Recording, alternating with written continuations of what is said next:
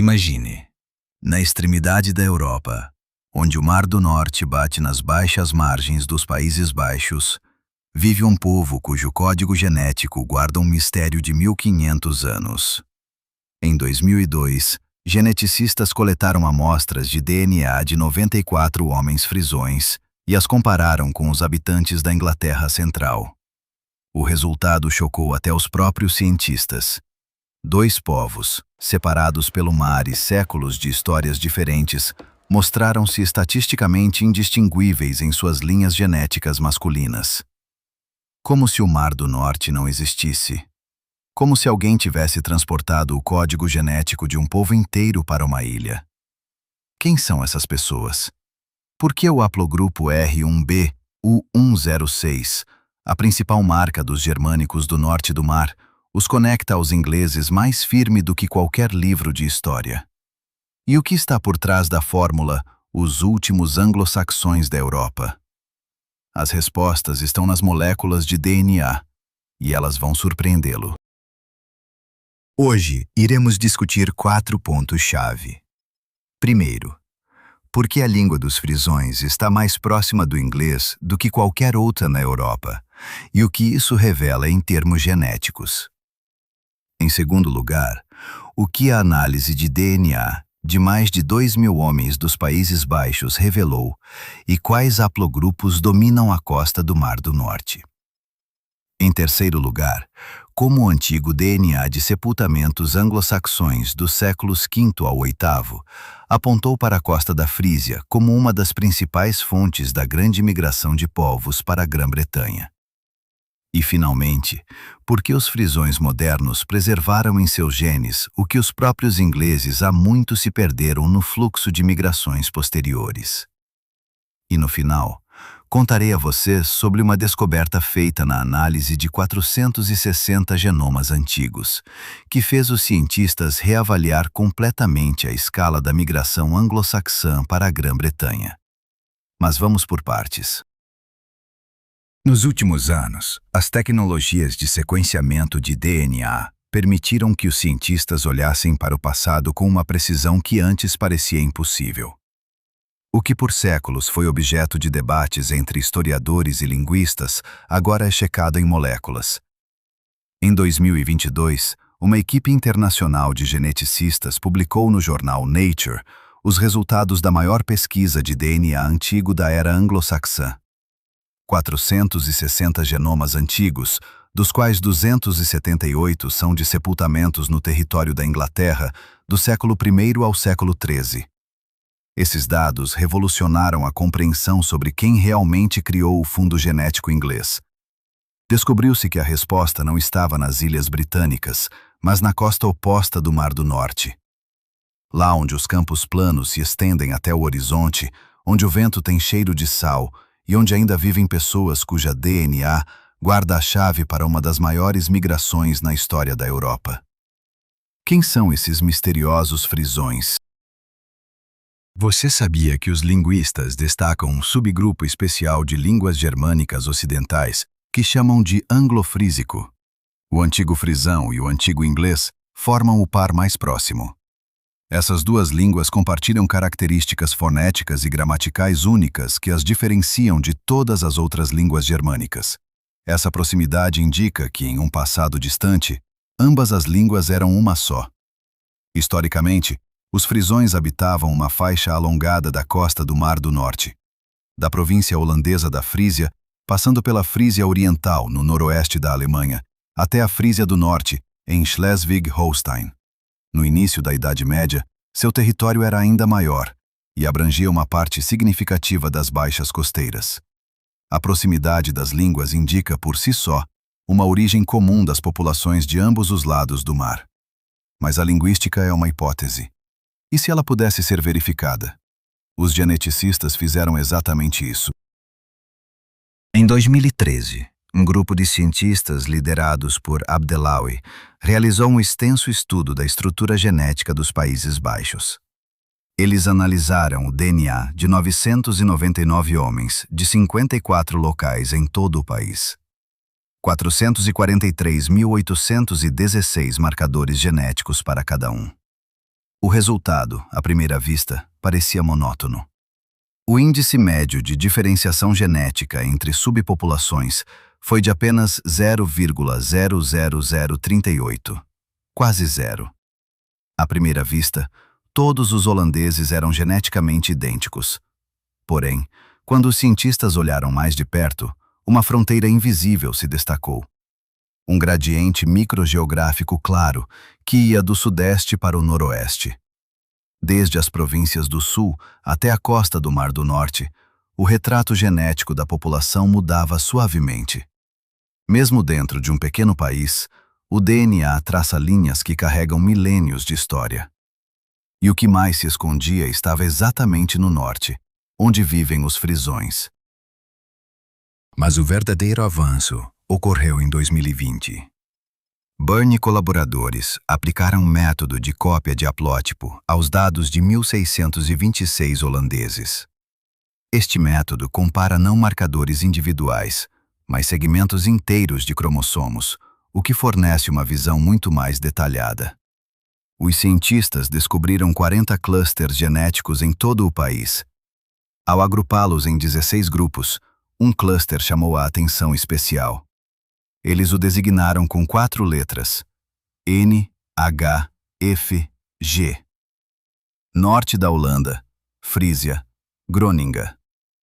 3 províncias na costa do Mar do Norte. Esse cluster se diferenciou do resto dos Países Baixos por uma menor efetiva de população, um elevado grau de parentesco entre indivíduos e sinais do efeito fundador.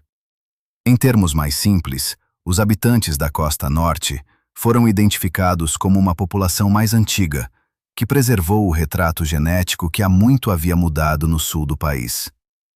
A Frísia começou a se destacar do panorama geral, mas isso era apenas o começo.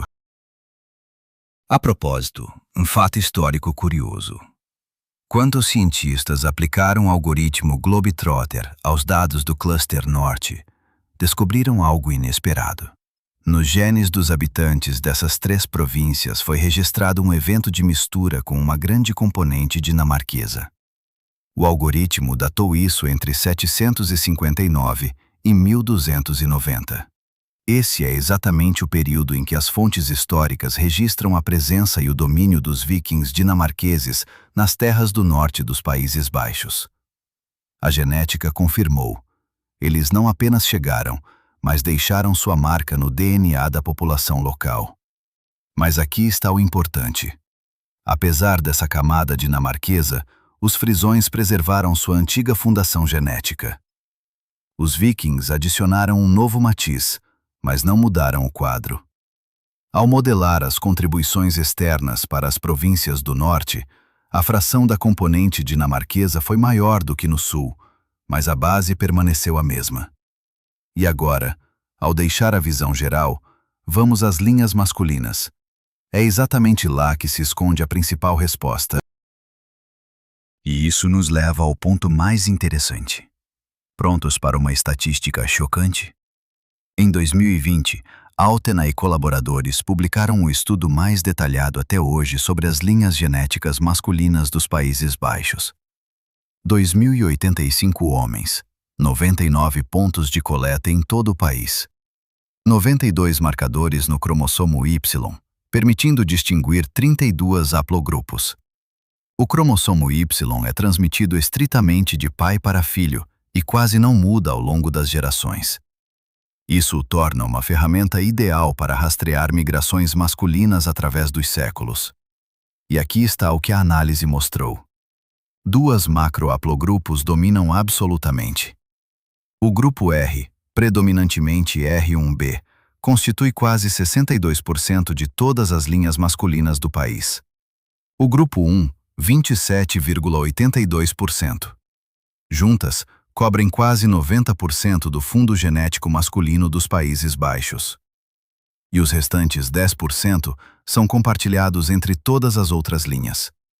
Mas o diabo, como sempre, está nos detalhes.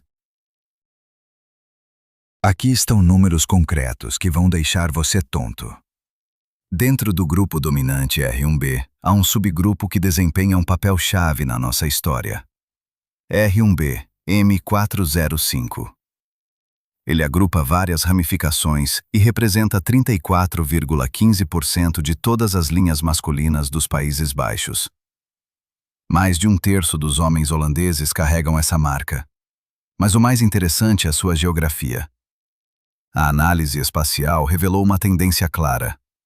A frequência de R1b, M405, aumenta do sul para o norte.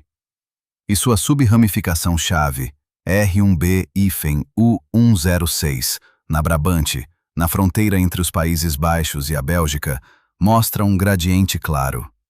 37% no norte e 21% no sul. As frequências máximas dessas linhas estão concentradas nos Países Baixos, no norte da Alemanha, na Dinamarca e no sul da Suécia. Essa região é chamada pelos geneticistas de massa germânica noroeste. Lembre-se desse nome. Ele aparecerá novamente na nossa investigação quando chegarmos aos antigos sepultamentos na Inglaterra. A segunda linha masculina mais frequente nos Países Baixos é a haplogrupo 1, M170. Quase 1 em cada 4 homens holandeses carrega essa antiga marca. Na Europa, ela possui 2 grandes centros. O primeiro, Escandinávia, onde dominais a sub-ramificação 1M253. O segundo, os Balcãs, com a sub-ramificação dinárica 1-2. Nos Países Baixos, a análise espacial revelou uma tendência clara. A frequência de 1M170 aumenta do sudoeste para o nordeste, ou seja, em direção à costa do Mar do Norte, para a Frísia. Preste atenção na coincidência. R1b, M405, aumenta do sul para o norte. 1M170 aumenta do sudoeste para o nordeste. Ambas as tendências convergem em um único ponto, na costa norte, onde historicamente viveram os frisões. É essa combinação de alta proporção de R1b, U106 e I1M253 que forma a assinatura genética única desse povo na linha masculina. Uma assinatura que os conecta com a população de toda a costa do Mar do Norte, da Dinamarca até a Baixa Saxônia. E com mais alguém. Mas vamos falar sobre isso mais tarde. Mas o que realmente impressiona é que as linhas genéticas masculinas e femininas contam histórias completamente diferentes. Quanto ao DNA mitocondrial, que é transmitido de mãe para filhos, não foi encontrada quase nenhuma estrutura espacial significativa nos Países Baixos. As linhas maternas estão distribuídas uniformemente por todo o país, sem gradientes, sem clusters. No entanto, como já vimos, o quadro é completamente diferente no cromossomo Y. Tendências claras, picos locais, fronteiras nítidas entre norte e sul. Os cientistas explicam esse paradoxo pela patrilocalidade da sociedade tradicional. Os homens permaneceram nas terras dos ancestrais de geração em geração, enquanto as mulheres se mudavam para a família do marido, misturando gradualmente as linhas maternas por todo o país. Isso significa que os genes masculinos preservaram por séculos a memória geográfica das antigas tribos, enquanto as linhas femininas a apagaram há muito. É por isso que o cromossomo Y se tornou a principal chave para desvendar o mistério dos frisões. E essa chave agora nos abrirá uma porta surpreendente. Agora, vamos voltar a 2002, a um estudo que se tornou um clássico da genética populacional. Will e colaboradores analisaram o cromossomo Y em 313 homens de 7 cidades britânicas, dispostas em uma linha da Inglaterra Oriental até o país de Gales do Norte. E descobriram um contraste impressionante. 5 cidades da Inglaterra Central eram extremamente homogêneas em suas linhas masculinas. E 2 cidades no país de Gales se diferenciavam drasticamente. No país de Gales, a linhagem atlântica R1b-P 312, ele, 21, dominava. Característica da antiga população pré-anglo-saxã na Grã-Bretanha. Enquanto a linha R1BU 106, a marca dos germânicos do norte do mar, estava quase completamente ausente. O país de Gales se revelou uma fortaleza genética, onde as linhas masculinas anglo-saxãs nunca penetraram. As montanhas tornaram-se uma barreira não apenas para exércitos, mas também para genes. A Inglaterra Central e o país de Gales, um só país, mas dois mundos genéticos diferentes. E aqui os cientistas se perguntaram: se os ingleses não se parecem com os galeses, com quem eles se parecem? A resposta foi surpreendente. Quando os cientistas compararam os dados da Inglaterra Central com amostras continentais, descobriram que os ingleses e os frisões apresentavam um espectro praticamente idêntico de linhas cromossômicas Y. Todas as comparações confirmaram a ausência de diferenciação significativa. Ao mesmo tempo, a Inglaterra Central se distinguiu claramente da Noruega e fortemente do país de Gales. Então, os pesquisadores tentaram explicar essa coincidência sem uma migração em massa. Talvez houvesse apenas uma troca constante de pessoas através do Mar do Norte por milênios? O modelo mostrou que tal explicação exigiria um fluxo contínuo de cerca de 0,3% de homens por geração. Nenhum demógrafo confirmaria tais números. Porém, se supusermos uma migração em massa há cerca de 1500 anos, tudo faz sentido. O melhor modelo exigiu que de 50% a 100% do fundo genético masculino da Inglaterra Central naquele período fosse proveniente de colonos continentais com um perfil genético semelhante ao frisão. Mas podemos verificar esse modelo diretamente? Agora, vamos olhar os dados obtidos de um método completamente diferente. Até agora, falamos sobre o cromossomo Y, linhas paternais. Mas em 2016, a equipe de Sheffield foi mais longe. Sequenciamento completo dos genomas de 10 antigos indivíduos da Inglaterra Oriental. Seus restos abrangiam o período desde a Idade do Ferro até a época anglo-saxã média. E aqui está o que foi descoberto. Amostras anglo-saxãs dos séculos V ao VIII eram, em relação a alelos raros, mais próximas dos modernos holandeses e dinamarqueses. E as amostras da Idade do Ferro, ou seja, antes da chegada dos anglo-saxões, eram mais próximas dos irlandeses e franceses. O contraste é startling. Mas o mais importante, segundo os dados autossômicos, a população moderna da Inglaterra Oriental carrega em média cerca de 38% do componente anglo-saxão, variando de 25% a 50%.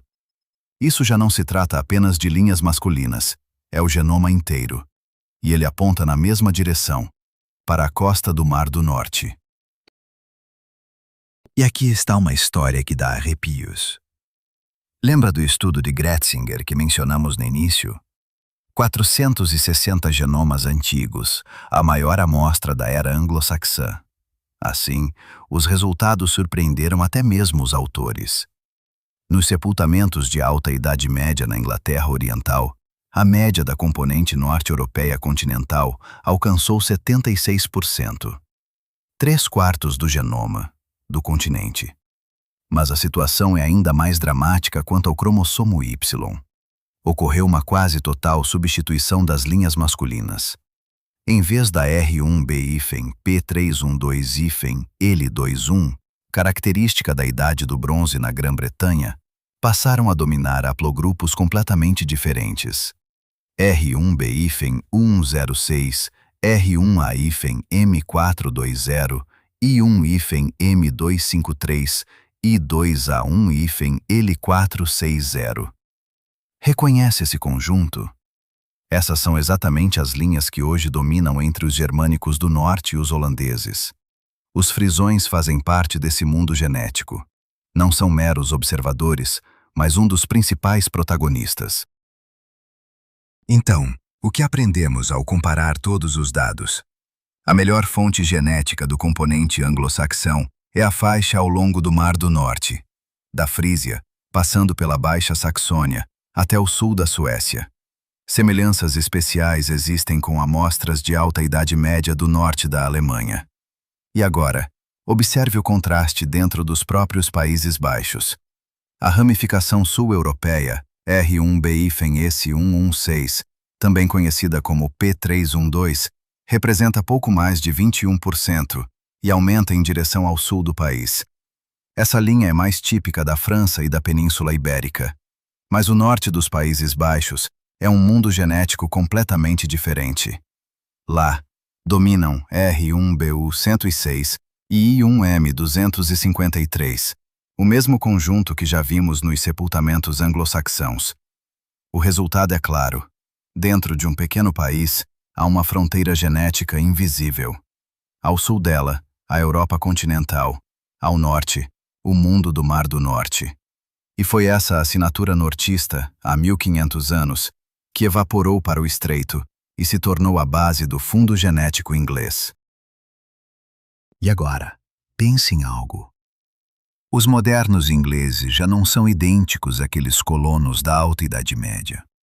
Seu fundo genético está diluído com substratos celtas, contribuições normandas e migrações mais recentes. Em estimativas gerais, a participação anglo-saxã no sudeste da Inglaterra é de cerca de 20 a 40%, e em outras regiões ainda menor. A Inglaterra absorveu camadas demais. Mas os frisões permaneceram em seu lugar. Sim, eles também não viveram em um vácuo. A influxo de linhagens da Holanda do Sul, a influência escandinava da Alta Idade Média. Mas entre todos os europeus continentais, é o cinturão frísio norte-germânico dinamarquês que melhor conserva aquele perfil genético do qual, há muito, se ramificou o fundo genético anglo-inglês. Por falar nisso, a linha R1-M420 representa nos Países Baixos apenas cerca de 4%. Ela está associada ao componente centro e leste europeu e ressalta o quanto a paisagem genética holandesa permanece nórdica. E agora sobre o que eu prometi no início. Os dados de DNA antigo mostraram: a migração anglo-saxã não foi uma incursão de guerreiros. A componente norte-europeia continental foi trazida por homens e mulheres. O desequilíbrio de gênero é mínimo. Famílias inteiras atravessavam o mar.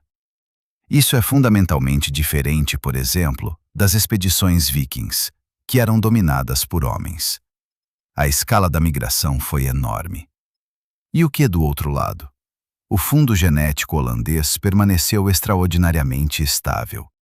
Mesmo as linhas menores, haplogrupo G, cerca de 2,7%, haplogrupo J, 3,45%, permaneceram em posições quase idênticas ao longo dos séculos.